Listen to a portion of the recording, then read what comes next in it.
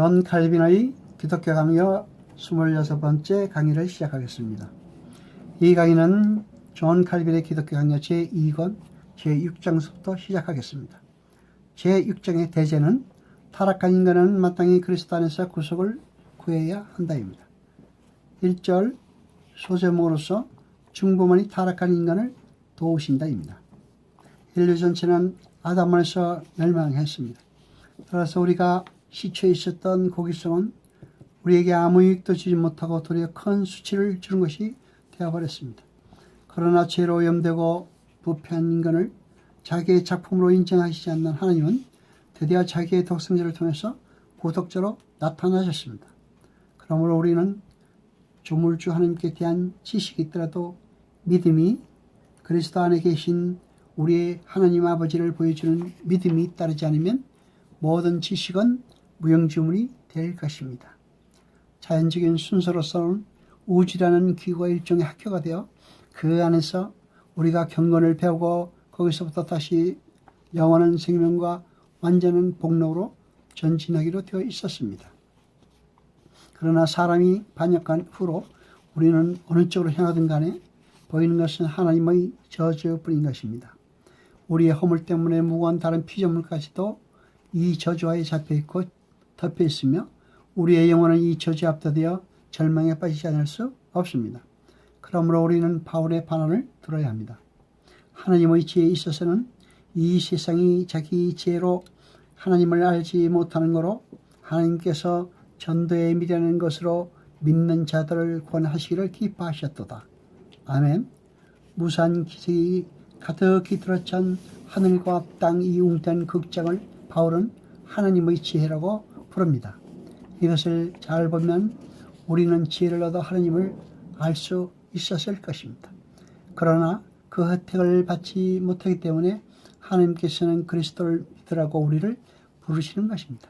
그러나 불신자들은 이 믿음을 어리석다고 보아서 멸시합니다. 그러므로 십자가를 전파하는 것이 우리 인간적인 성향과 맞지 않더라도 하나님께로 돌아가기를 원한다면 지금 우리가 멀어진 우리의 창조주에게로 돌아가서 그가 다시 우리의 아버지가 되어 주시기를 원한다면 우리는 십자가의 전도를 겸손하게 받아들여야 하는 것입니다. 확실히 사람의 타락 이후로 중보를 떠나서는 하나님에 대한 지식에 구원을 얻게 하는 힘이 없었습니다. 영생은 아버지를 유일하신 참 하나님으로 알며 그의 보내신 예수 그리스도를 아는 것입니다 라고 하신 그리스도의 이 말씀은 그리스도의 시대뿐 아니라 모든 시대를 포함하는 것입니다.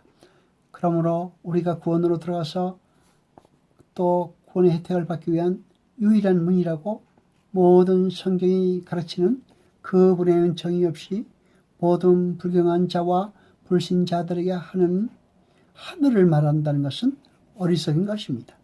그들에게는 하늘의 문은 열리지 않습니다. 요한은 처음부터 그리스도에게 생명이 있었고 모든 세계가 그 생명으로서 그 생명으로부터 떨어져 나갔다고 하므로 그 근원으로 돌아가야 하는 것입니다.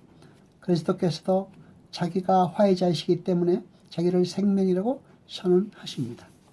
2절에서 칼빈은 옛 언약까지도 중보가 없으면 은혜로우신 하나님께 대한 신앙이 없다고 선언하고 있습니다.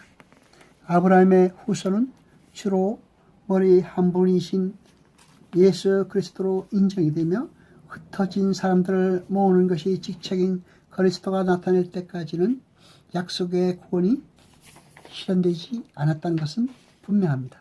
그러므로 처음에 선민을 택하신 것도 중보의 은총에 의한 일이었던 것입니다. 하나님께서는 중보 없이는 인류와 화해할 수 없으므로 율법하에서 거룩한 조상들이 믿어야 할 대상으로서 항상 그리스도가 그들 앞에 제시됐던 것입니다.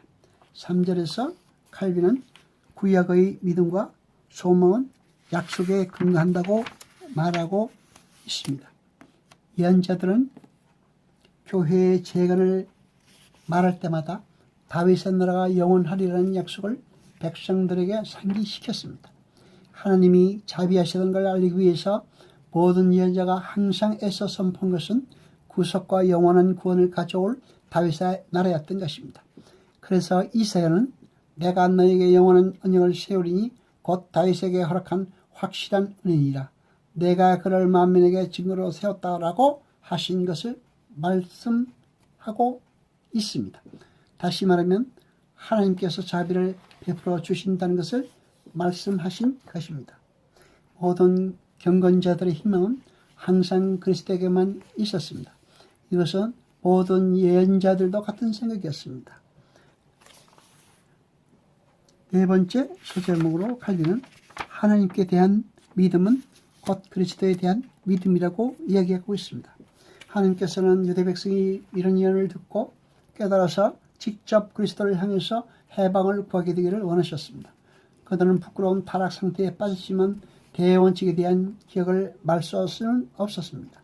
다윗에게 약속하신 대로 하나님이 그리스도의 손을 통해서 교회의 구원을 약속하시면서 선민을 자기 백성으로 택하신 그 언약, 거저주신 그 언약은 확고하리라는 것이 그 대원칙이었습니다. 믿음은 원래 그리스도로부터 하나님께로 올라가는 것이지만 그리스도께서 말씀하신 뜻은 다음과 같은 것입니다. 곧 믿음은 하나님을 믿는 것이지만 완전히 굳은 믿음을 가진 중보로서 그 사이에 있지 않으면 믿음은 점점 사라지며 중보가 없으면 구도에 같은 죽을 인생으로서는 도저히 도달할 수 없다는 것입니다. 우리는 하나님이 그리스도 안에서 우리와 만나시지 않으면 우리는 구원을 받았다는 것을 깨달을 수 없습니다. 경건 생활의 제일본은 하나님이 우리의 아버지시라는 것을 우리를 지켜주시며 충원하시며 양육하시며 드디어 우리를 모아 하나님 나라를 영원한 상속으로 주신다는 것을 인정하는 것입니다. 그렇기 때문에 우리가 최근에 말한 것, 그리스도를 따라서는 하나님을 안다고 하더라도 구원을 얻게 하는 짓이 될 수 없다고 한 것이 분명하게 되는 것입니다. 그래서 세상 처음부터 하나님께서는 택하신 모든 사람들 앞에 그리스도를 세우시고 그들이 그를 보며 믿게 하셨습니다. 이레니우스도 같은 의미로 말하기를 하나님 자신을 무한하시지만 우리의 마음이 그 광대무변한 영광에 압도되지 않도록 아들 안에서 유한하게 되시고 우리의 작은 척대의 자기를 맞추셨다고 했습니다. 이레니우스의 말은 하나님은 그리스도 안에서만 이해된다는 의미인 것입니다. 아들이 없는 자기는 또한 아버지가 없으되 라고 요한의 말은 옳습니다. 천지를 만드신 최고의 존엄하신 분을 경배하노라고 자랑하는 사람들이 많았지만 그들에게 중보가 없었기 때문에 하나님의 자비를 참으로 맛보지 못했으며 따라서 하나님을 자기의 아버지라고 믿을 수가 없었던 것입니다. 따라서 그리스도를 자기의 머리로 모시지 않는 그들은 하나님을 안다고 해도 그 지식은 잠시인 것에 불과했습니다. 또 그 결과로 그들은 드디어 유치하고 추억한 미신에 빠져 자기의 무지를 폭로하곤 했습니다. 여호와 아버지 하나님 거룩하시며 세시도록 영광과 찬송 받으소서. 말씀을 들을 때 깨닫게 하시며 우리로 진리를 알게 하소서. 이 모든 것 감사드리며 우리 주 예수 그리스도 이름으로 기도드리옵나이다. 아멘.